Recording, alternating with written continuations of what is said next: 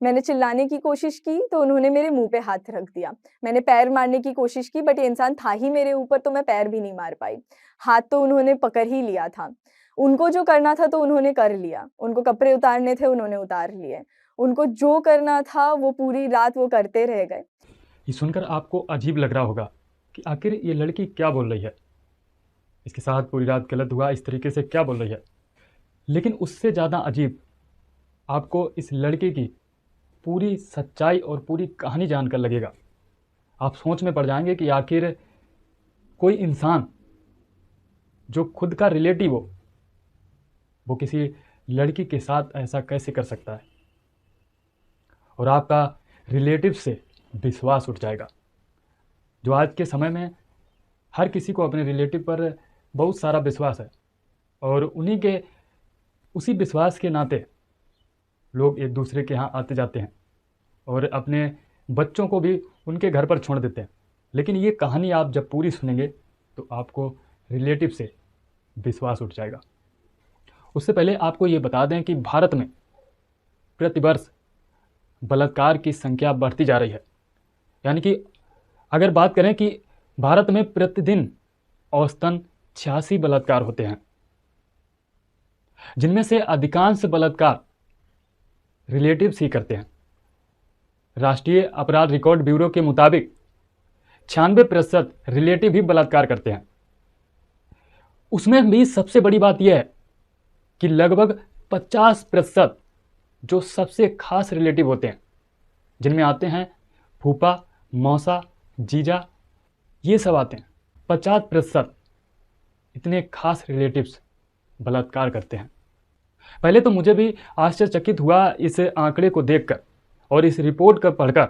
मुझे तो इस पर विश्वास ही नहीं हो रहा था। लेकिन जब इस लड़की की ये दर्द भरी कहानी सुनी तो मुझे विश्वास हुआ कि सच में ये जो राष्ट्रीय अपराध रिकॉर्ड ब्यूरो ने जो ये डेटा दिया है कि 96% रिलेटिव्स ही बलात्कार करते हैं, तो इस पर मुझे पूर्ण विश्वास हो गया।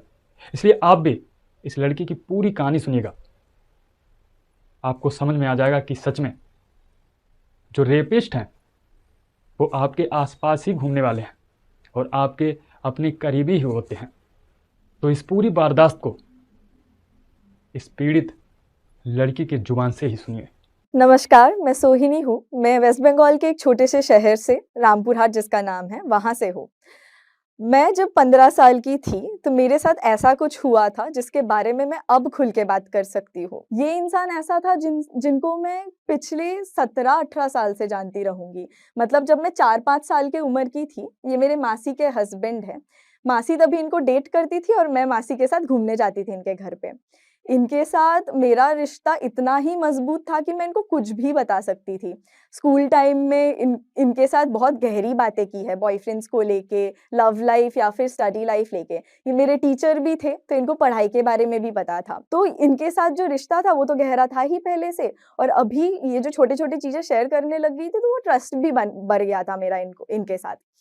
ट्रस्ट बढ़ने के बाद आई थिंक छोटी-छोटी चीज़ें जो मैंने इग्नोर की इनकी, वो थी जब मैं इनको बताती थी कि मुझे मॉडल बनना है, मुझे लाइफ़ में जाके थोड़ा एक्ट्रेस वग़ैरह बनना है। तभी ये मुझे जो बताते थे, जैसे तुम्हारे कुछ बॉडी पार्ट्स थोड़े और बड़े होने चाहिए, या फिर तुम्हें पर्टिकुलरली ऐसा कुछ करना चाहिए जो थोड़ा नेचर में और थोड़ा-सा सेक्सी लगे। तो मुझे तभी पता नहीं चलता था कि ये सारी चीज़ों का मतलब क्या है। ऐसे करते-करते एक टाइम पे आई थिंक जब पहली बार उन्होंने, मुझे ये याद है, हम पढ़ाई कर रहे थे, हम सिलेबस कंप्लीट कर रहे थे केमिस्ट्री का। उन्होंने मेरे होठों को छुआ और मुझे बोला कि तुम्हारे होठ बहुत सॉफ्ट हैं। मुझे ये रियलाइज़ नहीं हुआ कि वो नॉर्मल नहीं था। मुझे थोड़ा अनकम्फर्टेबल लगा बट तभी मैंने वो जाने दिया, क्योंकि ठीक है, लिप्स सॉफ्ट हो ही सकते हैं, एज़ अ कॉम्प्लीमेंट ले लिया।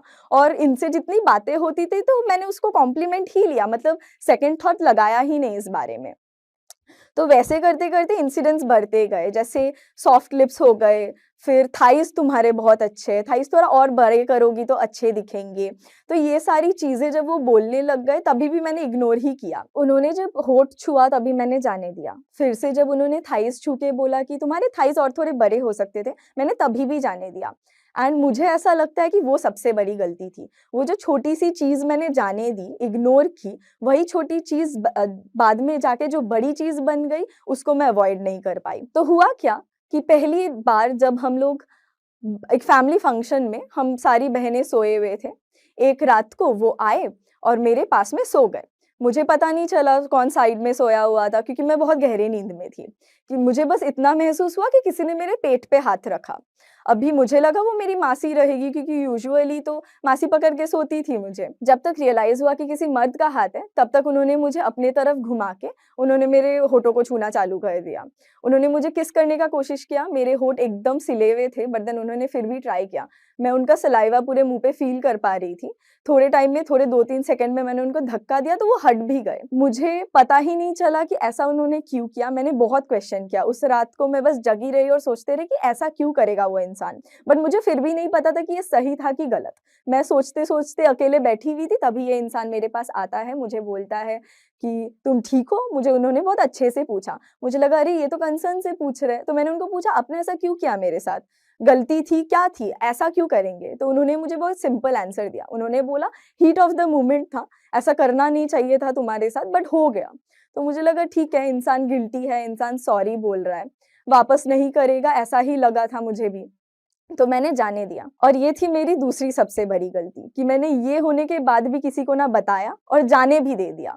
अगर शायद मैं घरवालों को बोल देती तो इसके बाद वाला इंसिडेंट नहीं होता। बट मैं इतना था मेरे में कि मैं उनको अवॉइड करके चलती थी, स्पेशली रात को। रात को कोशिश करती थी कि ये इंसान मेरे साथ तो ना ही रहे, क्योंकि वो डर दिमाग में बैठ ही गया था कि मेबी उसने किस करने का कोशिश किया, क्या पता और क्या करे। रात को हमेशा अवॉइड करके चलती थी, बट एक रात को ऐसा हुआ कि हम उसके घर पे सोए हुए थे। सारी बहनें उसके घर पे गई हुई थी। उसका घर मेरे घर से बहुत ही नज़दीक था। तो हम लोग हमेशा फैमिली फंक्शंस के टाइम पे इधर-उधर सोते ही थे। तो हम सारी बहनें एक साथ सोई हुई थी, तो मुझे डर भी कम था कि हाँ, मेरी बहनें हैं, अभी तो ये कुछ नहीं करेगा। सबके सामने तो ज़रूर कुछ नहीं करेगा। मेरी छोटी बहनें सो रही थी, तभी रात को ऐसा लगा कि कोई आया मेरे तरफ। मैं भी गहरे नींद में थी। जब तक मुझे पता चला कोई है, तब तक वो ऑलरेडी मेरे ऊपर आ चुका था, तब तक वो ऑलरेडी मेरे हाथ-पैर पकड़ चुका था। मेरी बहनें बहुत छोटी थी, अगर उन्होंने कुछ देखा भी रहेगा तो मुझे नहीं लगता कि उनको पता चला।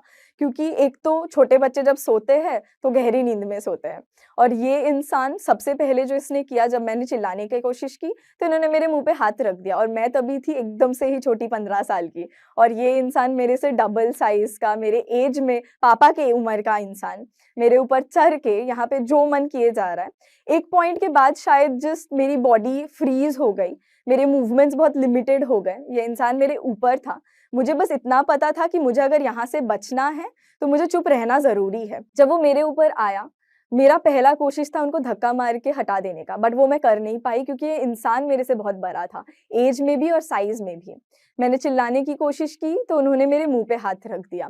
मैंने पैर मारने की कोशिश की बट ये इंसान था ही मेरे ऊपर, तो मैं पैर भी नहीं मार पाई। हाथ तो उन्होंने पकड़ ही लिया था। उनको जो करना था तो उन्होंने कर लिया। उनको कपड़े उतारने थे, उन्होंने उतार लिए। उनको जो करना था वो पूरी रात वो करते रह गए। मेरा इतना था कि जो डर था वो दर्द में कब बदल गया वो पता ही नहीं चला। मैं तो बस पूरे रात इतना ही सोचते रह गई कि मुझे इससे बचना है, ये दर्द बस सह लूँगी तो शायद खत्म हो जाएगा। मैं तो फ्रीज़ हो ही गई बट उसका तो कुछ नहीं। सुबह जब हुई तब तक तो वो चला गया और मैं दर्द में ही रह गई। मैं बस यही सोचते रह गई कि ये इंसान क्यों करेगा मेरे साथ ऐसा? इस इंसान को मैं इतने साल से जानती हूँ। ये इंसान मुझे ऐसा दर्द देके क्यों जाएगा? ये इंसान को कैसे पता नहीं चला कि मैं तकलीफ़ में थी? एंड आई थिंक सबसे ज़्यादा यही होता है बच्चों में कि उनको पता ही नहीं चलता है कि किसी और का उनके तरफ क्या सोच रहता है। बच्चे ये समझ नहीं पाते हैं कि दूसरा इंसान उनको लेके एक्चुअली में क्या सोच रहा होता है और मेरे साथ भी यही हुआ। वो जो छोटी-छोटी चीज़ें मैंने जाने दी, शायद वो छोटी-छोटी चीज़ें ही थी जो मुझे बता रही थी कि हाँ, ये इंसान तुम्हारे लिए अच्छा सोच नहीं रखता है। मैंने उनको जाने दी और देखिए फिर क्या हो गया। जब ये पूरा इंसिडेंट हो गया, मैंने सोचा ठीक है, शायद मैं घरवालों को बता दूँगी, बट फिर ये भी सोच में था कि अगर घरवालों को बताया और घरवालों ने मुझे ये बोला कि घर की चीज़ें घर पे रहने दो। अगर वो सुनाई देता तो शायद मैं उसके बाद क्या ही करती, किसके पास जाती? बात तो मैं बस इनसे करती थी घर पे, तो मैं जाऊँ तो जाऊँ कहाँ? ये भी मैंने जाने दिया, ये भी मैंने घरवालों को नहीं बताया और आई थिंक ज़्यादातर बच्चे यही सोचते हैं। एक बार घर वालों को बता दिया तो उनका रिएक्शन ऐसा भी आ सकता है कि तुमने कुछ किया रहेगा इसीलिए तुम्हारे साथ ऐसा हुआ। वो मुझे सुनना नहीं था एंड आई थिंक किसी बच्चे को भी वो सुनना चाहिए भी नहीं कि उनकी गलती थी ये सारी चीज़ों में। बट हमारी सोसाइटी ही वैसी है कि विक्टिम को ब्लेम करना ईज़ी हो जाता है। वो ये प्रूव करना चाहते हैं कि तुमने कपड़े गलत पहने रहेंगे या फिर तुमने कुछ किया रहेगा, तुमने प्रोवोक किया रहेगा और मुझे ये सुनना बिल्कुल नहीं था। इसीलिए शायद किसी को भी नहीं बताया और ये तो गलतियों के बाद गलती ही करते रह गई मैं। जितने बार नहीं बताया उतने बार इसको बढ़ावा दिया मैंने। यहाँ पर आपको लग रहा होगा कि अब तो रुक ही जाएगा ये इंसान, बट ये इंसान तभी भी नहीं रुका। मैं तो चुप ही रह गई, ये इंसान मौका ढूंढते रह गया। एक रात ऐसा हुआ कि सारे घरवाले ही पास में सोए हुए थे। ये उस बीच में भी किसी तरह आने का मौका इसने ढूंढ ही लिया। पास में सोई हुई थी मेरी मासी जो इनकी वाइफ भी थी, तभी भी इन्होंने नहीं छोड़ा मुझे हाथ लगाना। मासी सो रही थी और ये तो मुझे आराम से छुए जा रहा था। तो मुझे ऐसा लगा ठीक है, शायद मासी को मालूम है। उसके बाद तो मैं और ही चुप हो गई। पहले जितना थोड़ा भी सोचती थी कि शायद मासी को बता दूंगी तो मासी कोई एक्शन लेगी, इनकी वाइफ है, इनको पता होना चाहिए कि इनका हस्बैंड क्या कर रहा है। तभी मुझे रियलाइज हुआ कि इंसान को डर तो है ही नहीं। अगर ये अपनी वाइफ के पास में सो के मुझे छू सकता है तो सोचिए इस इंसान को कितनी ज़्यादा हवस है, इस इंसान को कितनी ज़्यादा नीड है इस चीज़ की। ये इंसिडेंट के बाद भी वो नहीं रुका, इसके बाद भी उसने कोशिश की। तभी मुझे रियलाइज़ हुआ तो ये तो नहीं रुकने वाला है। सबसे ज़्यादा जो मैं कर सकती हूँ खुद के लिए वहाँ से भाग जाना, और मैंने वही किया। 2 साल ये सब कुछ सहने के बाद मैं वहाँ से भाग गई। आप अगर अपने परेशानियों से भागना चाहे तो भाग सकते हैं ज़रूर, बट जिस दिन आपने सामना कर लिया तो वो परेशानी भी छोटी हो जाती है। इतने सालों बाद जब मैंने डिसीजन लिया कि हाँ, अब सामना करना है, मैंने वो सही डिसीजन लिया। उनको मैंने सोचा कि मैं कॉल करके पूछती हूँ, कुछ तो प्रूफ मिल ही जाएगा, और हुआ वही। मैंने उनको कॉल किया, पहले 20 मिनट में उन्होंने कंप्लीटली डिनाई किया कि नहीं ऐसा कुछ हुआ ही नहीं है। बट जब तक मैंने उनको कन्विंस किया कि नहीं, वो 15 साल की बच्ची जैसे मैं नहीं बोलती थी, मैं अभी भी वही हूँ, मैं नहीं बोलूँगी, मैं बस खुद के तसल्ली के लिए उनको पूछ रही हूँ। उन्होंने दोस्त समझ के फिर से बोल दिया। उन्होंने दोस्त समझ के धीरे-धीरे अपनी गलतियाँ बताने लग गई। पूरे कॉल में बस इतना ही पता चला कि वो कितना डरा हुआ है। वो बस एक ही चीज़ बोलते रह गया कि तुम्हारे साथ जो हुआ वो मैंने गलती से किया, मुझे ऐसा करना नहीं चाहिए था। और मैंने एक टाइम पे थोड़ा सोचा भी कि शायद मे बी ये सच बोल रहा है, शायद मेरे साथ गलती से ही किया उसने। बट गलती एक बार होती है, उतने बार कैसे गलती कर दी इसने? और मुझे जो चाहिए था वो तो मुझे मिल गया। कॉल में उसने जितना बोला वो काफ़ी था प्रूफ के लिए। मैंने दूसरे दिन अपने घरवालों को कॉल किया, हिम्मत करके मैंने मम्मी को बोल दिया। जो मैंने सोचा था कि मम्मी बोलेगी कि घर की बातें घर पे रहने दो, सबसे लकी शायद मैं ही हूँ कि मम्मी ने वैसा नहीं बोला। मम्मी ने डाँटा मुझे कि तुमने पहले क्यों नहीं बोला? पहले बोलती तो आज ये इंसान जेल में होता और तुम्हारे साथ ये नहीं हुआ होता। मुझे इतना खराब लगा कि मैंने अपने पेरेंट्स को ही नहीं समझा। बट आई थिंक वो हर बच्चे का ही एक डर रहता है कि पेरेंट्स समझेंगे कि नहीं समझेंगे। ये मेरे साथ जो चल रहा था उसके बाद मैंने कभी सोची भी नहीं थी कि मैं इनको बता सकती हूँ। बट जब मैंने बताया तब मुझे रिएक्शन बहुत अच्छा मिला। पापा-मम्मी ने दोनों ने बोला कि तुम इसके बारे में और कभी नहीं सोचोगी। अब हमको जो करना है हम करेंगे। हम एफआईआर लॉन्च करेंगे, और उन्होंने किया। आई थिंक वो सबसे बड़ी जीत थी मेरी कि मेरे घरवालों ने मेरे लिए लीगल एक्शंस लिया। जब मेरे मम्मी-पापा ने मेरा साथ दिया तब मुझे भी लगा कि हाँ, अभी तो मैं कुछ भी कर सकती हूँ।